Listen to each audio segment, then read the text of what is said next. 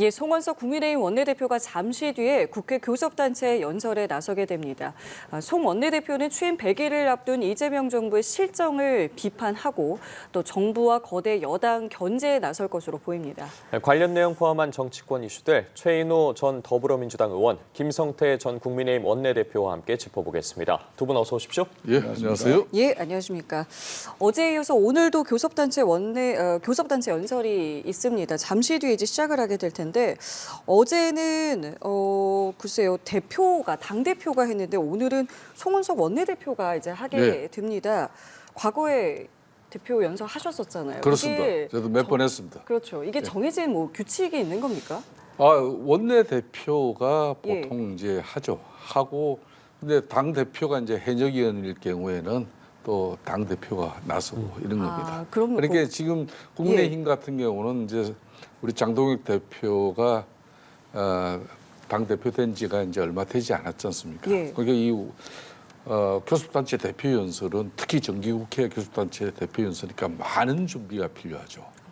그렇기 때문에 장동혁 대표는 지금 사실상 며칠 전 또 이재명 대통령하고 여야 또 지도부 회담도 있었고 단독 회담 그런 준비도 했고 그러니까 교섭단체 대표 연설 준비는 조금 시간이 부족했었어요. 그렇기 때문에 이제 아마 송원석 기존 원내대표가 준비한 그 내용을 그대로 이제 오늘 교섭단체 대표 연설로 이어지고 있습니다. 그렇군요. 이게 민주당에서는 정청래 당대표가 했는데 왜 오늘은 원내대표가 하는지에 대해서 먼저 좀 여쭤봤고요. 자, 그렇기 때문에 이제 오늘 어떤 이제 발언들을 내놓을지도 상당히 궁금한 것이 정청래 대표의 어제 연설도 상당히 강했고요. 조금 전에 있었던 최고위원 회의에서도 뭐 같은 발언을 좀 이어갔습니다. 오늘 어떤 내용 좀 담길 것 같으세요? 예, 어제 뭐 또 여야정 대표 하루 만에 정청래 대표께서 좀 강하게 한 거 아니냐. 또 그런 반작용으로 오늘 또 송원석 원내대표가 또 강한 발언으로 이어지지 않겠나. 또 강대강으로 이어지지 않겠나 하는 그런 뭐 예상이 있습니다만 물론 뭐 야당의 원내대표가 대표 연설에서 정부나 여당의 잘잘못에 대해서 따지고 묻고 또 대안 제시하고 뭐 이런 것은 당연하다고 생각을 합니다.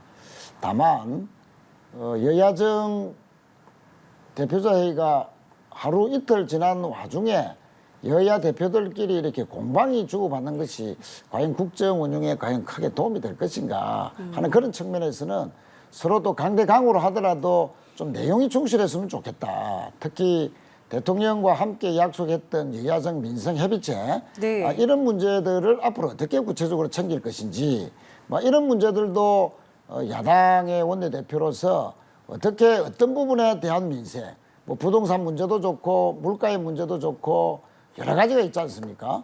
자, 그러면 그런 문제들에 대한 야당의 구체적인 여야 경제 민생 협의체에서 어떤 것을 줄여가겠다.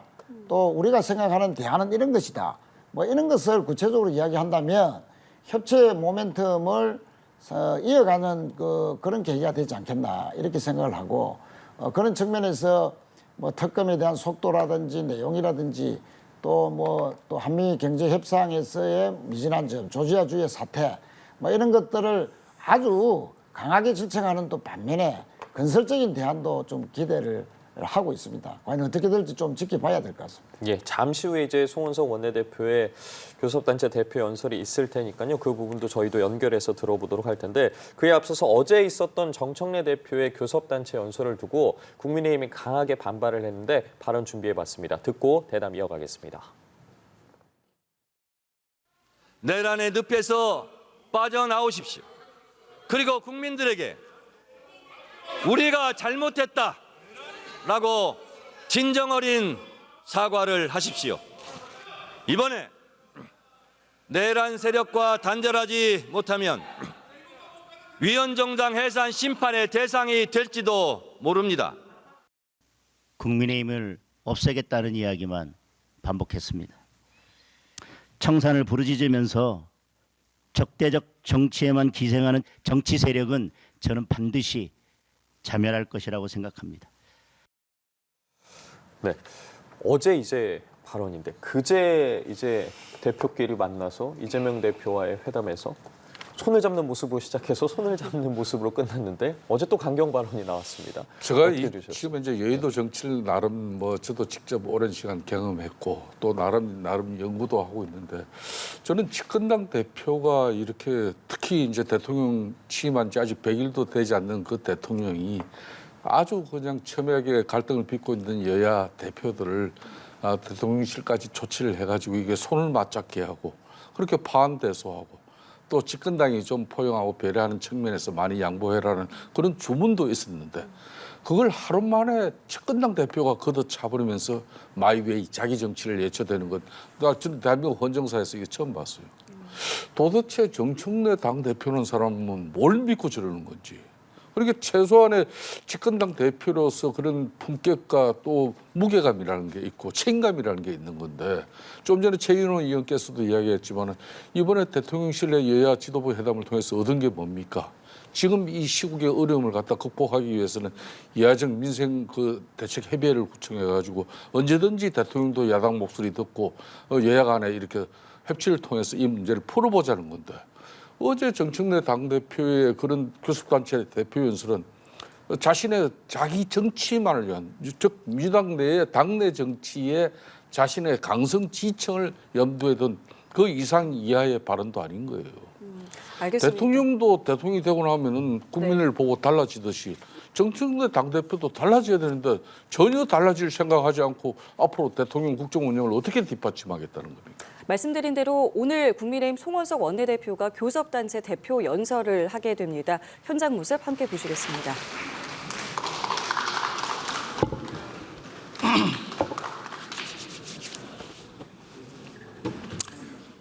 예, 존경하는 국민 여러분, 우원식 국회의장과 동료 의원 여러분, 김민석 국무총리와 국무위원 여러분, 경북 김천시 출신 국민의힘 원내대표 송은석입니다.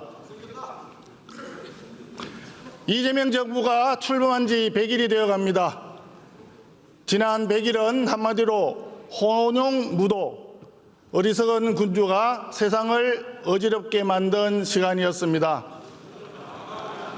정치는 협치를 파괴하는 거대 여당의 폭주 속에 정치 특검을 앞세운 야당 탄압, 정치 보복만 있을 뿐입니다. 투자를 가로막고 일자리를 빼앗는 온갖 반기업, 반시장 정책으로 경제도 무너지고 민생도 무너지고 있습니다. 허상에 사로잡힌 굴욕적인 저자세 대북 정책으로 안보는 해체되고 있습니다. 내각 인사는 갑질과 표절, 투기와 막말에 참사였고 파렴치범들의 광복절 사면은 국민 통합에 대한 배신이자 권력의 타락이었습니다. 영유아 퇴행의 국정운영 100일을 목도하면서 쌓여가는 국민의 한탄과 원성을 들으면서 오만하고 위험한 정치 세력에게 국가 권력을 내준 우리 국민의힘의 과오가 더욱 한탄스럽습니다. 하지만 좌절하며 주저앉아 있지 않겠습니다. 이제 야당의 위치에서 이재명 정권의 폭정을 강력하게 비판하고 바로잡으면서 민생 경제부터 확실하게 지켜내겠다는 약속을 드립니다.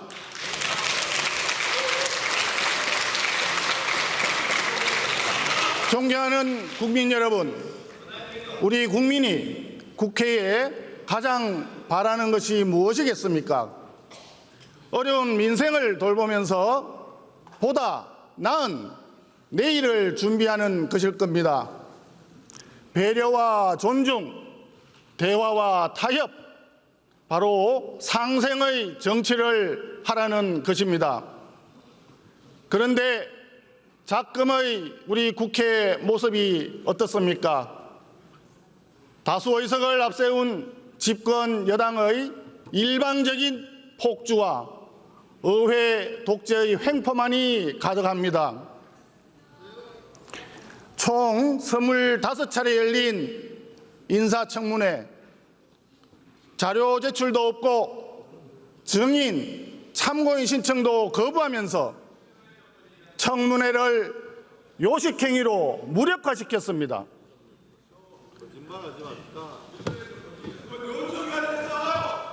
노란봉투법, 상법, 방송법과 같은 국가 경제와 미래에 심대한 영향을 끼치는 쟁점 법안들도 일방적으로 강행 처리했습니다. 원내 2당이 맡아야 할 핵심 상임위원장직을 강탈해 가더니 간사 선임까지 거부하면서 야당 추천목 국가위원까지 부결시키는 횡포를 부렸습니다. 여당 대표는 걸핏하면 해산 운운하면서 야당을 겁박하고 모독하는 반지성의 언어폭력을 가하고 있습니다. 자신들의 전매 특허인 내란 정당 프레임을 씌워서 야당 파괴, 보수 괴멸의 일당 독재를 구축하려 하고 있습니다. 이것이 지난 100일의 부끄러운 자화상입니다. 진지하게 충고합니다. 권력은 손에 쥔 모래와 같습니다. 세게 쥐려고 하면 질수록 빠르게 빠져나가는 모래처럼 권력은 단맛에 취하는 순간 브레이크 없는 추락이 시작됩니다.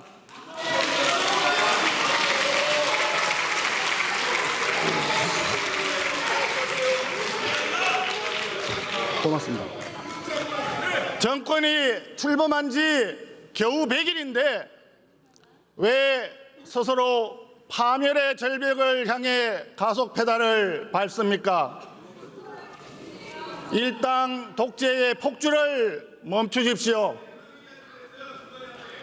무한 정쟁을 불러오는 선동과 협박의 정치를 중단하십시오.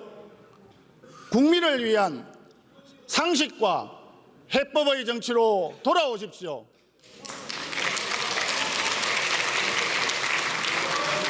그것만이 나라가 살고 정권도 사는 길입니다. 존경하는 국민 여러분, 더불어민주당이 만들어 일방 통과시킨 3대 정치 특검은 이미 정치 보복의 도구로 전락했고 야당 탄압은 끝이 없습니다. 더불어민주당은 당내에 특검 대응 특위를 구성하고 아예 내놓고 특검 수사를 지휘하고 있습니다.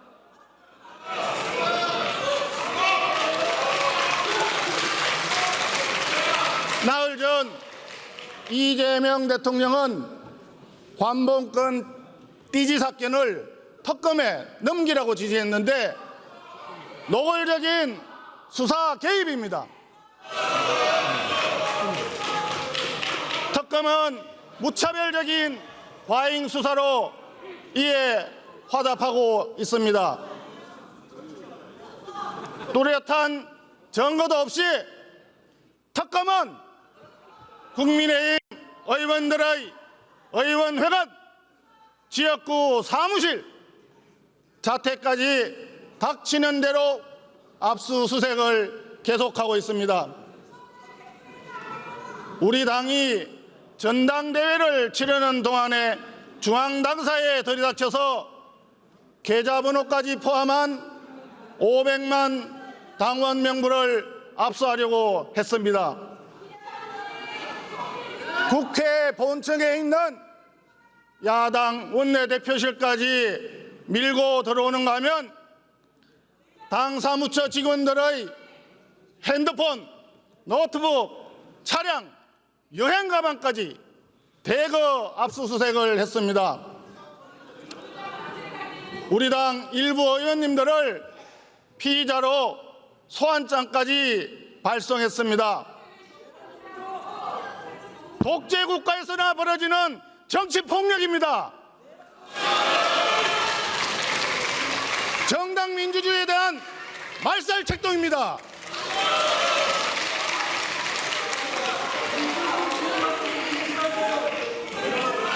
한술 더 떠서 더불어민주당은 더 센 특검법 개정안을 발의했습니다. 또한 서울시장을 비롯한 우리 당 소속 광역단체장 수사를 요구하고 있습니다. 실제로 일부 압수수색이 있기도 했습니다. 명백한 정치 보복, 정치 공작입니다. 우리 국민의힘은 일방적인 특검 확장에 동의할 수가 없습니다. 야당을 짓밟는 입법 폭주, 민주주의를 파괴하는 정치 보복에 단호하게 맞서 싸우겠습니다.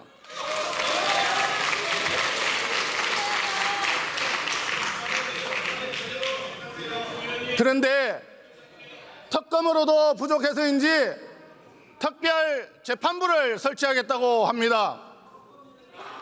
과거에 반민특위 특별재판부나 3.15 부정선거 특별재판부와는 달리 헌법적 근거도 없는 명백한 위헌입니다. 대법원도 이런 이유로 분명하게 반대 입장을 밝혔습니다. 결국은 수사도 재판도 판결도 다 자기들이 마음대로 하겠다는 것인데 인민재판과 무엇이 다릅니까?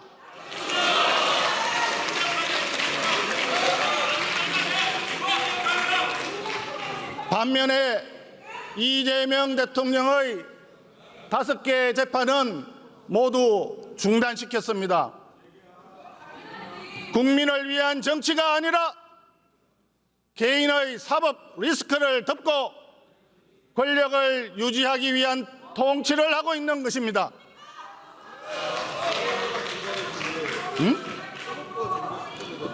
여러분이 입만 열면 외치는 민주주의가 이런 모습은 아닙니다. 그럴 바에는 차라리 민주라고 하는 위선의 탈을 벗어 던지고 더불어민주당이 아니라 나홀로 독재당으로 당명을 바꾸십시오.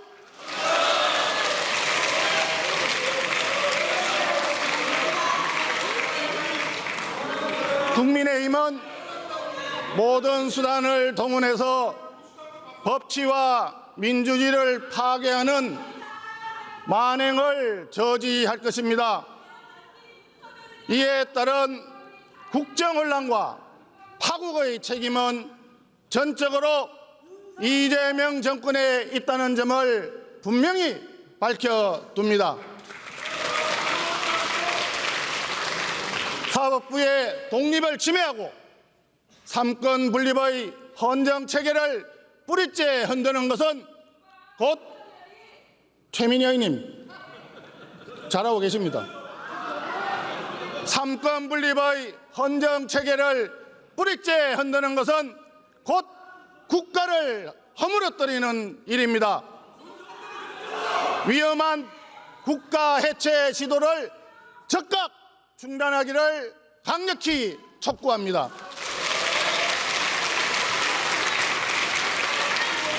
존경하는 국민 여러분, 정부 여당이 졸속으로 추진하고 있는 검찰 해체 사법은 잘못된 것입니다.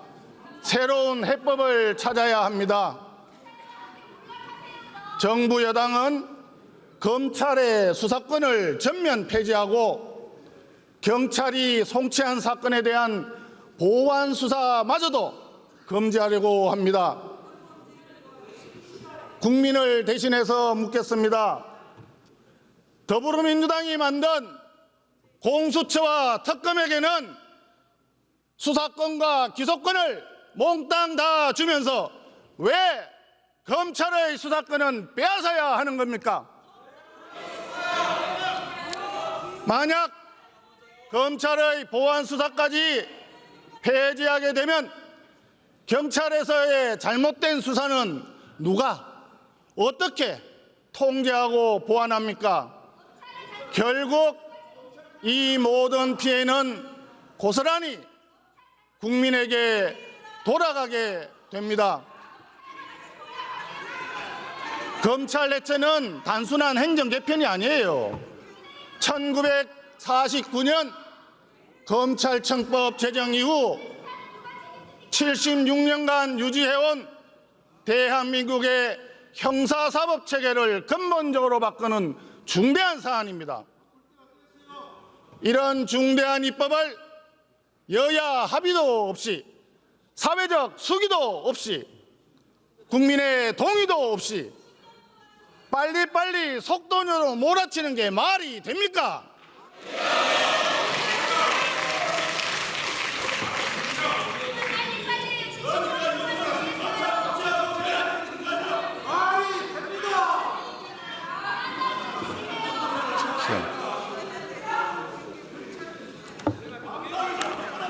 그러면 한번 돌아봅시다. 문재인 정권 말기에 검수완박법을 졸속 처리했습니다. 그 결과를 한번 보십시오. 민생 범죄 수사 역량은 급격하게 떨어지고 수사와 재판 시간은 한없이 지연되었습니다. 결국 국민들만 피해를 입었습니다. 지금 중요한 것은 속도가 아니라 방향입니다. 그래서 더불어민주당에 다시 한번 제안을 합니다. 국회에 사법개혁특위를 구성하고 검찰개혁을 함께 논의합시다.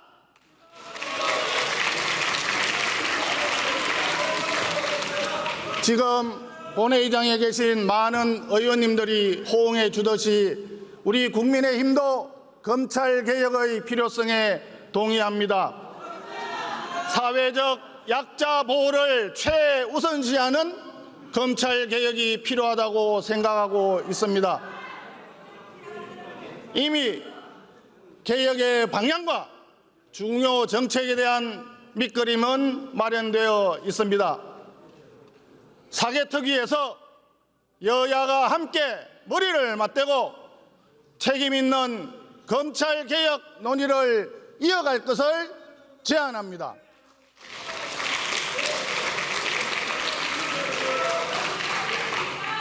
존경하는 국민 여러분, 우원식 국회의장과 동료 의원 여러분, 김민석 국무총리와 국무위원 여러분, 지난달 29일 정부에서 내년도 국가예산안을 발표했습니다. 한마디로 건전 재정의 뚝을 무너뜨린 빚더미 예산입니다. 총 지출 규모가 728조 원, 금년에 비해서 무려 55조 원이나 증가했습니다. 국가 채무는 1년 만에 142조 원이 급증해서 1,415조 원, GDP 대비 51.6%에 달합니다. 지출을 줄이셔야죠. 문재인 정부에서 국가 채무 비율 마지노선인 40%가 무너지면서 나라빚 1,000조 원, 일명 천조국 시대를 열었는데 이재명 정부는 임기 말 국가 채무 1,800조 원 시대를 열겠다고 합니다. 그 결과 갚아야 할 국채이자 부담이 폭증하면서 내년에만 무려 36조 4천억 원에 달합니다. 국가 재정 파탄을 불러올 수 있는 급격하고 무책임한 재정 폭주입니다. 처참하게 실패한 문재인 정권 소득 주도 성장 시즌2 부채 주도 성장입니다. 나라 빚을 갚아야 할 미래 세대를 약탈하는 재정 폐륜입니다, 여러분.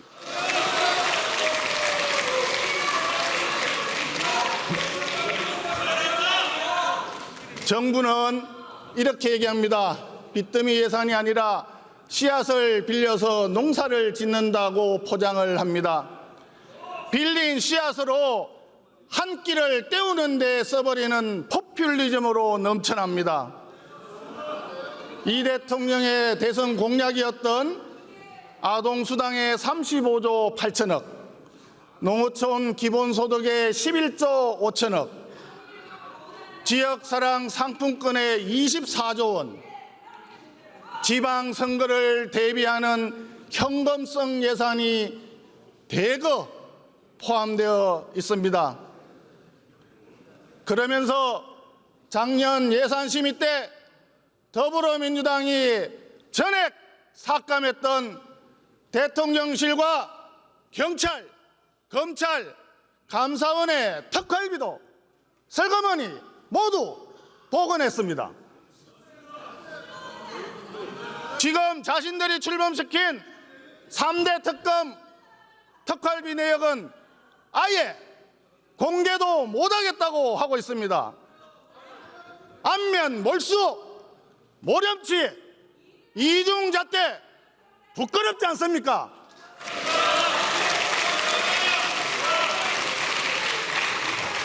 설상가상으로 며칠 전 정부는 국가 채무 비율이 40년 후에는 GDP 대비 156%까지 폭등할 것이라는 전망을 내놓았습니다.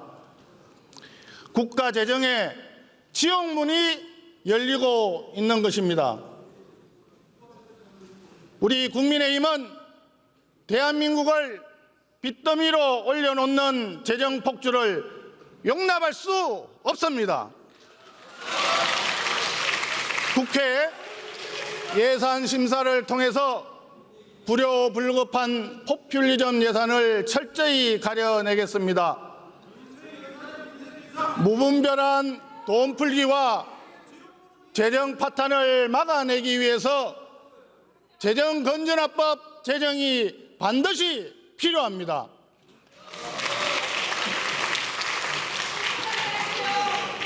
금년도 본 예산 기준으로 법률에 따라 반드시 지출해야 하는 의무 지출 비중이 54.2%에 달합니다. 10년 전에 비해서 약 10%포인트나 상승한 것입니다. 이 때문에 AI, 로봇, 양자 컴퓨터와 같은 최첨단 전략 기술 확보를 위한 과감한 투자에 큰 제약을 예, 국민의힘 송원석 원내대표의 교섭단체 대표 연설 보셨습니다. 저희가 다 들은 거는 아닙니다만은 사실상 시작 시점부터 어리석은 군주가 세상을 어지럽게 만든다 등의 이제 표현을 비롯해서 강경 발언을 쏟아냈고요. 민주당에서는 고성과 야유가 계속해서 좀 나오는 모습을 보실 수 있었습니다. 앞서서 이번에 연설에서는 좀 구체적인 내용도 좀 다뤄줬으면 좋겠다라고 말씀을 해주셨는데, 글쎄요, 검찰 개혁 같이 논의하자, 지금 속도가 중요하냐, 우리도 필요성을 느낀다, 등의 좀 여러 가지 발언이나 제안도 좀 있었고요. 전체적으로 분위기라던가 내용에 대해서 좀 어떻게 평가하시는지요? 예, 송원석 원내대표의 목소리가 오늘따라 너무 좀 높았던 거 아닙니까? 지금도 하고 있습니다만, 예. 야당 의원들이 보기에는 간간히 박수도 나왔지만 박수 칠 내용인지는 몰라도 객관적으로 바라보는 국민들의 입장에서는 민생에 대한 대안도 좀 내놓고, 또 지금까지 물가라든지 또 주가가 상당히 윤석열 정부 때 하락을 했다든지 또 부채도 상당히 늘어났고 R&D 예산은 거의 절반으로 줄었지 않습니까? 이런 부분 속에서 국가 미래 경쟁력에 여러 가지로 장애가 됐다. 뭐 이런 부분에 대해서 뭐 어느 정도의 야당에서 보니까 좀 잘못된 점도 있더라 라고 하면서 진솔하게 좀 냉정하게 이전 정부를 평가하면서 또 앞으로 어떤 방향으로 나아가야 되겠다 이런 건전한 내용으로 대안을 제시하고 이랬으면 좀 더 설득력이 있었을 건데 상당히 오늘 목소리만 높았지 반대를 위한 반대 뭐 이런 목소리로 일관했지 않느냐. 특히 그 뭐 어리석은 군주가 세상을 어지럽힌다 이런 말까지 했는데 저는 윤석열 전 대통령 보고 하는 줄 알았는데 만약에 100일도 채 되지 않는 이재명 정부를 향해서 그런 식의 독서를 쏟아냈다면 과연 공감할 국민들이 얼마나 되겠는지 상당히 저는 뭐 설득력이 떨어진 원내대표의 연설이었다고 보고 한 말씀만 더 드리면은 특히 검찰개혁과 관련해서 사실은 뭐 검찰개혁에 대해서 우리도 뭐 반대하지는 않는다라는 표현을 썼지만 예. 그 내용을 보면 거의 그 윤석열식 검찰 시절로 그대로 유지해야 된다, 이어가야 된다 하는 그런 내용으로 일관했다.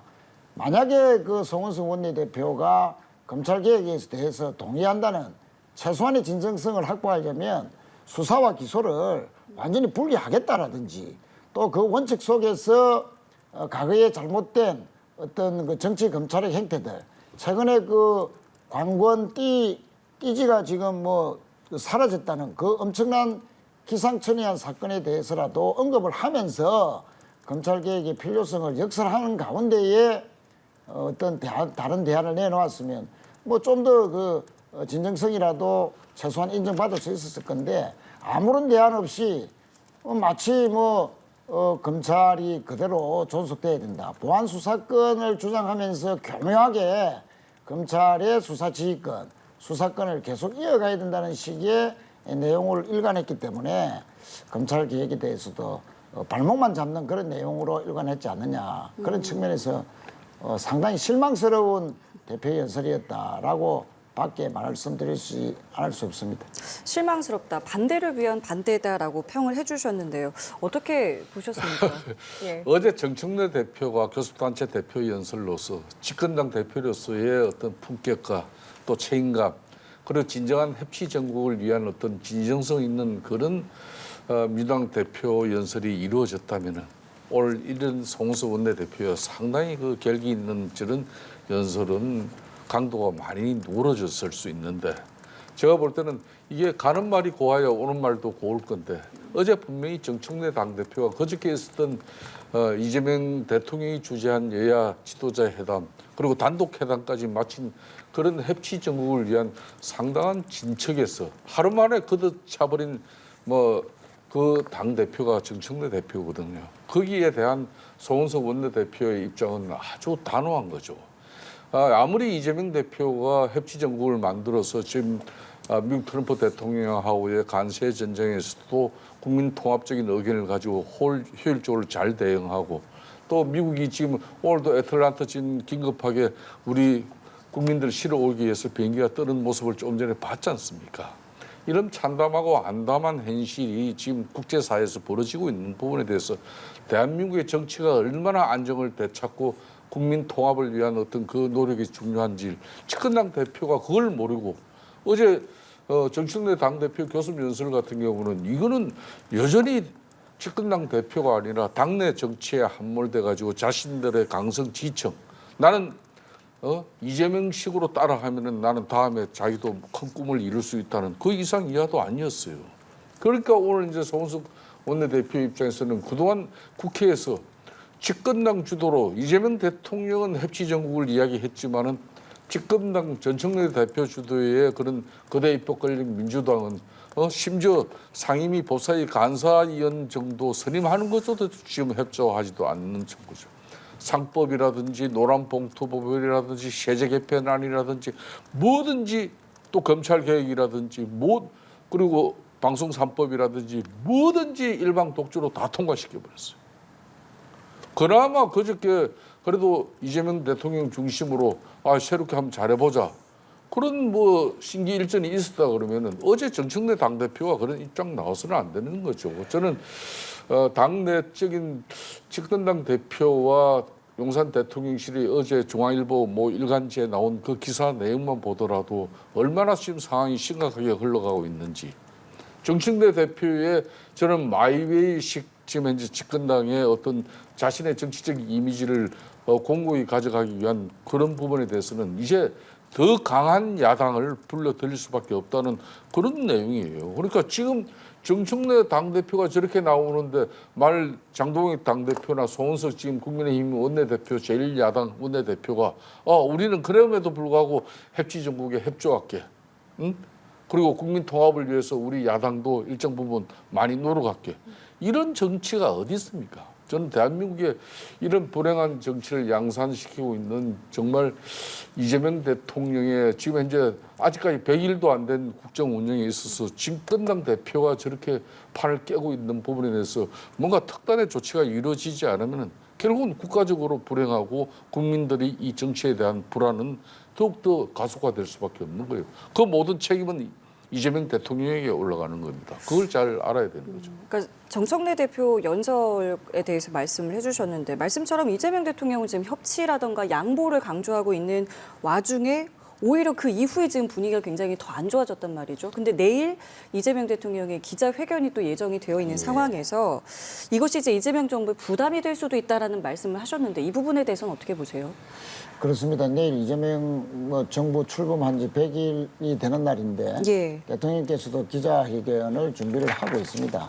사실은 어제와 오늘 이재명 정부 100일 출범 100일을 앞두고 나름 또 협치의 여러 가지 의지들을 공유하고 네. 또 이어갔으면 대통령도 상당히 좀 가벼운 마음으로 또 여러 가지 또 진솔한 국정 계획을 또 밝히고 이전에 그 갑자기 내란으로 인해서 인수위도 없이 출발한 이재명 정부가 100일 동안 그래도 어려운 한계 속에서 뭐 자칫 잘못한 것도 있고 일부 인사는 또 문제가 있었지 않습니까? 이런 것도 좀 양해도 구하고 또 그러나 민생에 대해서 앞으로 어떻게 하겠다.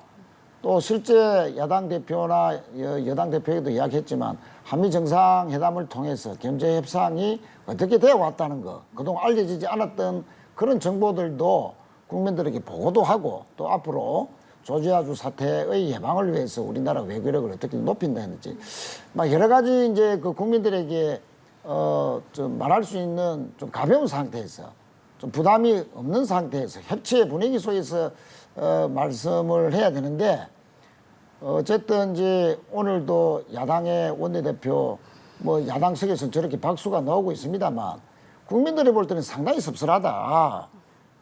이제 겨우 100일 만에 내란을 좀 어느 정도 극복해서 정상적인 국정 운영을 통하고 이제 외교도 본격적인 시동을 걸고 이제는 이제 민생이다 하는 쪽으로 나아가야 되는 그 길목에서 여야가 이렇게 또 하루 만에 이렇게 좀 대결적인 모습을 통해서 한다는 게 상당히 좀 씁쓸하게 국민들이 바라보시지 않겠나 그런 느낌이고요.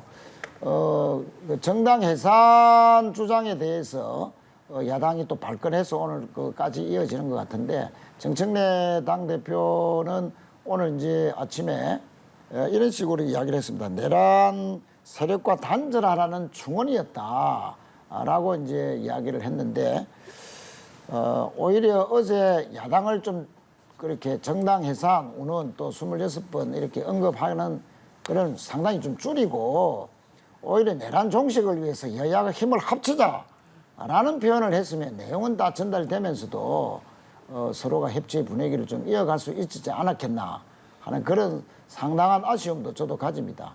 그렇다고 해서 야당이 또 바로 또 특검을 또 비난을 하면서 지금 특검을 비난하고 수사를 완전히 뭐 일방식으로 야당을 탄압한다는 식으로 몰고 가버리면은 그럼 결과적으로 윤석열 전 대통령 또 부부에 대해서 보호한다는 인상밖에 또 주지 않는 건 아니겠습니까? 또 그런 측면에서도 야당이 발끈하더라도 그러나 국민적 공감을 얻는 야당은 결국은 질 수 있는 게 국민적 공감 속에서 지지율을 높이는 것이거든요. 예. 그런데 스스로가 자꾸 그렇지 못하고 또다시 윤석열 프레임으로 스스로 또 빠져드는 것은 상당히 유감이다는 말씀을 드리겠습니다. 예, 어제 오늘 있었던 여야 교섭단체 대표 연설과 관련해 짚어봤고, 그리고 어제 정청래 대표의 대표 연설 전에 이제 구속영장이 청구된 권성동 의원의 체포동의안이 국회에 보고가 됐습니다. 관심은 이제 이탈표인데 먼저 국민의힘 박성훈 대변인의 발언 듣고 대담 이어가 보겠습니다. 지금 예상으로는 자율투표하는 형태로 들어가서 당당하게 투표하는 것으로 정리되지 않을까 그렇게 생각을 합니다. 네, 이제 표결이 내일 이루어질 것으로 전망이 되는데 들으신 것처럼 의원들이 모두 자율투표에 들어갈 것으로 보입니다. 지금 단일 대우 내세운 장동혁 대표 체제하에서 야당의 이탈표가 얼마나 나올 것인지 이 부분도 지금 관심이 쏠리고 있지 않겠습니까? 내일 이제 본회의 이제 개최 보통 2시간 전에 이제 의원총회를 개최하거든요. 예. 그러면 이제 국민의힘 의원총회에서 내일 이제 당론을 어떻게 대처할 것인가 이 부분에 대해서 의원들 간 이제 당 지도부 간 논의가 있겠습니다만은 이번 사안 같은 경우는 이제 국민의힘 입장에서는 이재명 전 대통령이 민당 대표 시절에 그런 사법 리스크를 극복하는 여러 가지 그런 편법적이고 또 국민 정서에 맞지 않는 그런 그대 입법 권력의 모습에 대해서 우리 국민들에게 우리가 많이 그 부분에 대해서 지적하고 비판했기 때문에 그래도 우리는 불체포 특권에 대해서 우리는 포기했다는 입장을 작년 총선에서 이미 다 총선전에 제출했기 때문에 예. 내일 입장에서는 뭐 자율투표로 이렇게 결정을 할지 안 그러면은 뭐 지금 민주당 주변 정당까지 하면은 뭐 절대 의석이기 때문에 즉 가반 참석에 가반 이상 뭐 의결이면은 가결되는 거니까 굳이 국민의힘 입장에서는 저 부분에 대해서 뭐 집단적으로 뭐 저 표결 때 불참하는 것도 하나의 방안이 될 수 있죠. 그러면은 뭐 체포 동의안에 대해서 뭐 부정하는 입장도 아니고 그렇기 때문에 어떤 결정을 내릴지 모르겠습니다만은 이 체포 동의안을 뭐 국민의힘 입장에서는 물리적으로 저걸 저지하고 막을 힘도 없을 뿐더러 또 그럴 의지가 없다는 것은 분명하게 지금 유지하는 거예요. 그렇기 때문에 다만 이제 저게 표결 결과를 가지고 지금 현재 장동혁 지금 현재 당 지도 체제 송원석 원내대표 체제에서 당내 또 어떤 뭐 좀 이탈 또 그런 의원들이 많아지면은 그것도 당내 결속력을 유지하는 측면에서 또 약간의 문제점이 발생할 수 있기 때문에 저 개인적인 의견은 지금은 제1야당으로서 당내 결속력을 강화시켜서 이재명 대통령 국정 운영에 대해서 제대로 비판하고 견제하고 거대 입법 권력의 독주를 막아내기 위해서는 뭐 작은 차이를 극복하는 그 결속력이 더 우선이라고 보고 있습니다. 예, 내일 가부 결과는 지켜봐야겠지만 짚어주신 것처럼 뭐 찬성표가 얼마나 나올 거라고 예상하시는지도 궁금하고 그에 따른 이제 후폭풍이라고 해야 될까요? 국민의힘에서 어떤 반응들 나올 거라고 보시는지도 여쭤보겠습니다. 장동혁 대표가 자율투표 방침이라고 뭐 알려졌지만 속으로는 상당히 긴장하지 않을까. 지금 장동혁 대표가 취임한 지가 며칠 되지 않는 가운데에 당에 대한 장악력이 사실은 아직 미진하다 하는 그런 평가들이 많지 않습니까? 자, 그런 속에서 자율투표 속에서 야당 의원들이 참여를 해서 출석을 했는데 권성동 의원에 대한 찬성표가 야당에서도 상당히 많이 나왔다라고 했을 때 받는 타격은 상당히 있을 수 있겠죠. 그런데 국민의힘 의원들도 상당히 이제 잘 유념해야 될 것이 만약에 사실상의 불출석에 대한 지침, 겉으로는 자율투표지만 막 가급적이면 동료 의원에 대한 체포동의안을 하지 말아야 된다, 찬성하지 말아야 된다는 그런 분위기에 무언의 압력 속에서 대거 불참했다라고 한다면 결국 그러면 권성동 의원에 대한 방패막이 국힘의 역할밖에 다 하느냐라는 그런 비난을 피할 수가 없을 것이다 이렇게 생각합니다. 지금 드러난 것만 하더라도 윤영호 통일교 본부장으로부터 1억을 받았다. 그리고 그 받는 날 그 윤 본부장의 부인이 핸드폰으로 돈을 전달한 종이 상자를 사진을 찍었다 하는 게 드러났지 않습니까? 그러면 그거는 거의 명백해 보이는 뭐 증거가 밝혀졌다고 볼 수도 있고 또 증거인멸과 관련해서도 비서관을 시켜서 그 수사 사항을 통일교측과 공유를 한다든지 또 차명 핸드폰을 써서 증거를 인멸했다는 시도 이런 것들이 상당히 많이 드러나고 있는 상황이기 때문에 자 이렇게 드러난 것도 자당의 의원이라는 그 명분 하나로 대거 불출석으로 그렇게 사실상 보고하려 한다 하는 것은 그러면 이렇게 더 학대 오해받을 수도 있습니다. 그러면 그 한학자 씨로부터 받은 수억 개의 어떤 쇼핑백에 들었던 돈, 뭐 의심되는 거지만 이것이 만약에 사실이고 대선 자금으로까지 써서 당이 도대체 권성동 의원과는 뗄래야 뗄 수 없는 그런 그 대선 자금으로 얽혀있는 거 아니냐라는 오해, 아닌 오해도 받을 수 있다는 사실을 유념하면서 내일은 아주 원칙적 입장에서 국민의힘 의원들이 상당히 제대로 된 투표를 해야 되지 않겠나 그래 봐집니다. 알겠습니다. 자 그리고 오늘 이 내용도 좀 다뤄보겠습니다. 곽상원 의원이요. 그러니까 노무현 전 대통령의 사위죠. 곽상원 의원이 친여 성향 유튜브 채널의 당내 영향력 확대에 대해서 우려한다. 근데 이게 뭐 약간의 유튜브 권력이라는 이제 표현을 쓰면서 이것이 정치 권력을 휘두르고 있다. 이런 발언을 내놨습니다. 이제 민주당의 현역 의원이 이런 발언을 내놓은 것은 아마 처음 보는 것 같은데 어떤 배경에서 이런 발언들이 좀 나왔나요? 저는 요 원래 그래도 집권당 민주당 대표 이재명 대통령이 대표 시절에 그런 일극체제라는 국민적 비판도 있었지 않습니까? 당이 뭐 일사불란함을 넘어서 가지고 정말 뭐 이재명 그때 여의도 대통령의 그 강력한 리더십에 당이 그냥 일사불란한 그런 어떤 모습에서 아무런 당내 다양성이나 변화를 추구하는 그런 목소리가 없었어요. 그렇지만 요 근래 이렇게 보면은 박희성 의원이라든지 이런 각상원 의원 이런 분들의 발언은 분명히 집권당으로서 앞으로 민주당의 역할과 국민들에게 인식받는 그런 당의 체질 변화를 좀 주문하는 목소리예요. 그러니까 각선 의원 같은 경우도 노무현 전 대통령 사이지 않습니까?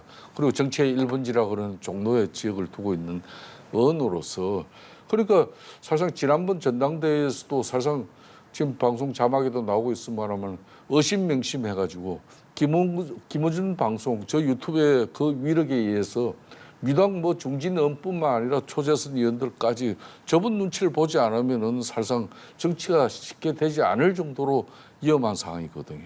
그는 그래서 유튜브 뭐 정치에 의해서 지금 현재 민주당 그러니까 집권당이 휘둘러지고 있다면은 국민들에게 이건 대단히 안 좋은 현상이다. 그걸 고쳐야 된다는 각선 의원의 저 소신 있는 입장은 저는 상당히 그나마 그래도 민주당 내에서 저런 의원들의 목소리라도 있어서 다행이다.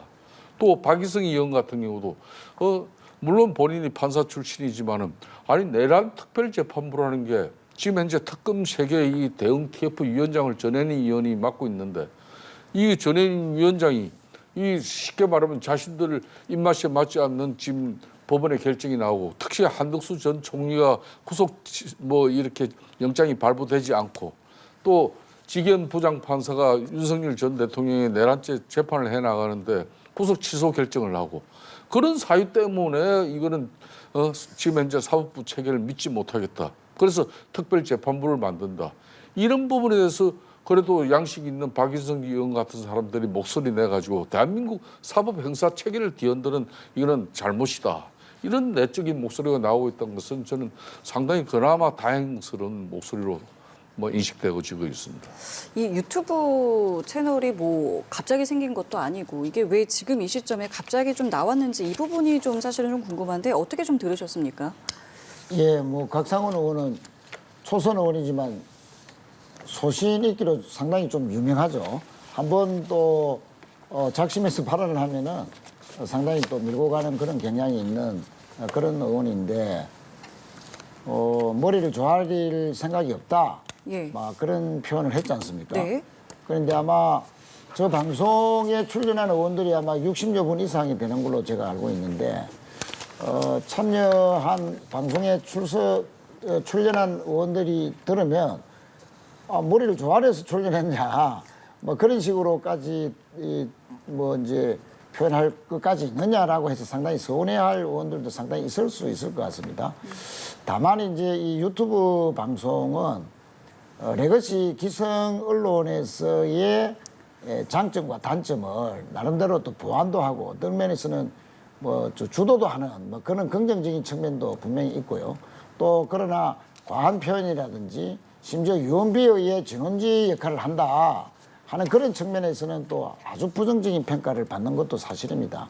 그런 측면에서 곽 의원이 어떤 그 긍정성은 제대로 살리되 뭐 자유로운 뭐 표현의 자유는 활성화하는 그런 측면에서의 기능은 살리되 다만 아까 말씀드린 그런 부정적인 유튜브의 부분은 좀 불식돼야 된다 하는 뭐 그런 측면에서의 충언이 아닌가라고 생각을 하고 특히 그 윤석열 전 대통령이 집권 시절에 계엄까지 이르게 된 또는 그 부정선거에 대한 환상이라든지 또 여러 가지 국정을 바라보는 극단적인 생각들 이런 것들이 결국은 특정 유튜브에 너무나 심취한 나머지 국정 자체도 이렇게 망가뜨리고 계엄이라는 있을 수도 없는 선택까지 하게 된 거 아니냐 하는 분석까지 있듯이 어떤 유튜브에 대한 맹과 암을 앞으로 사회적으로 전체적으로 잘 보고 판단해서 긍정적인 기능이 극대화되는 방향으로 가는 것이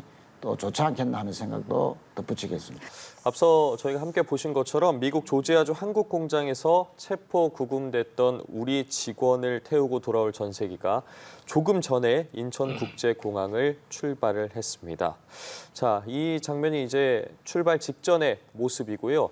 이제 이륙을 한 상황입니다. 지금 보시는 것처럼 미국으로 이륙하는 장면을 함께 보셨는데 오늘 새벽에 백악관에서 이런 브리핑이 있었습니다.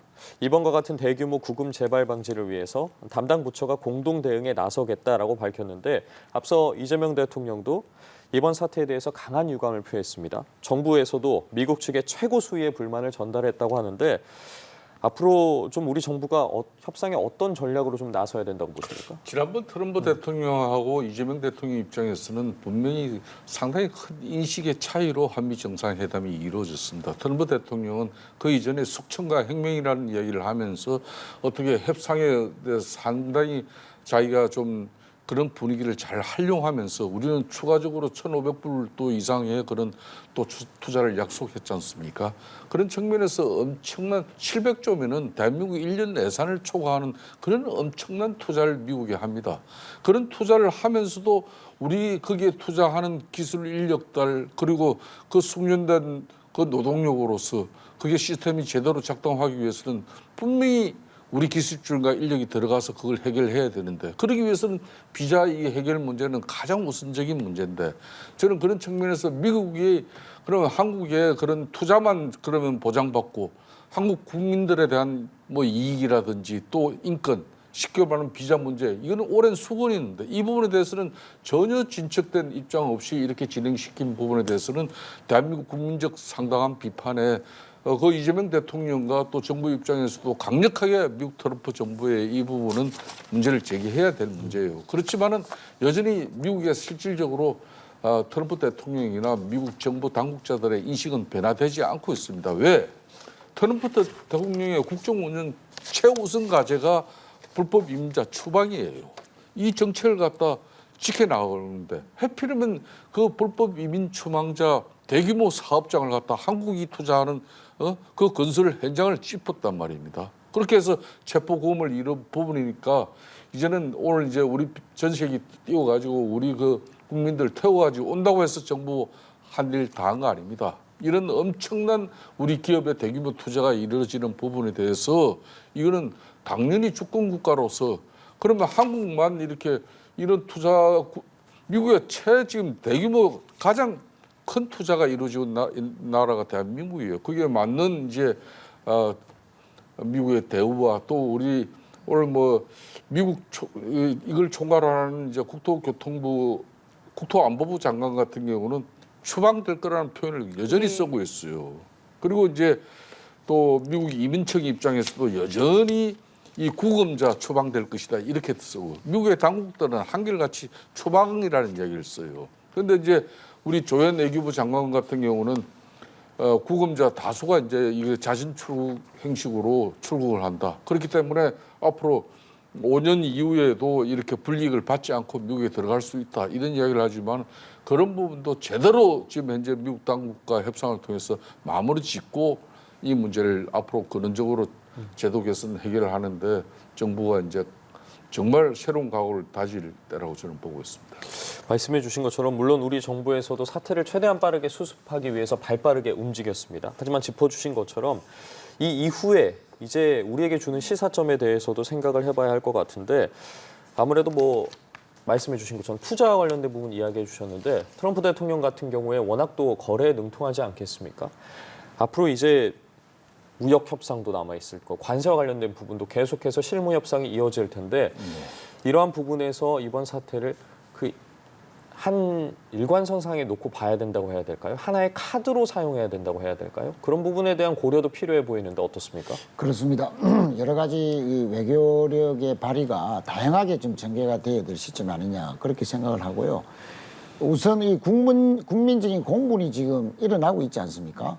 아니 그 우리 김성태 의원님도 잘 설명해 주셨지만 우리나라 1년 예산의 버금가는 500조에서 700조 뭐 이런 그 식의 엄청난 직접 투자를 약속해놓고 온 지가 불과 며칠 전인데 그 연장선상에서 미리 가서 그 배터리 공장을 준비하는 그 한국 측 근로자에게 일방적인 어떤 정치인, 미국 정치인의 어떤 신고를 믿고 그 과거에 뭐 아주 후진국에서 이민만 해주고 실질적으로 투자를 하지 않는 그런 나라로 한국을 만약에 이제 표현까지 했다 하는 그런 사실이 알려지면서 사실은 과연 미국이 과연 대한민국을 어떻게 보는 것이냐 하는 그런 이제 그 아주 그 항의의 목소리가 지금 높아지고 있지 않습니까? 그런 목소리는 또 그런 목소리대로 미국 측에 제대로 전달이 돼야 된다 하는 것이고요. 그러나 또 한편으로는 냉정하게 외교적 지혜를 또 많이 발휘해야 된다. 사실은 송원석 원내대표가 오늘도 뭐 이재명 정부를 향해서 지적을 했지만 이것은 100일 된 이재명 정부에게 모든 것을 탓하는 것은 정말로 협소하고 잘못한 미국에 대한 잘못된 메시지가 전달될 수 있다라고 보고요. 우리나라가 70년 된 동맹이고 또 이 수백조에 이르는 우리나라 1년 예산을 투자를 약속해 놓은 상황에서도 왜 이런 일이 발생했느냐에 대한 근본적인 우리나라의 외교력, 특히 미국과의 관계에서 네트워크가 얼마나 우리가 축적이 덜 되느냐 하는 그런 우리가 다시 한번 더 반성을 해볼 수 있는 그런 기회도 된다.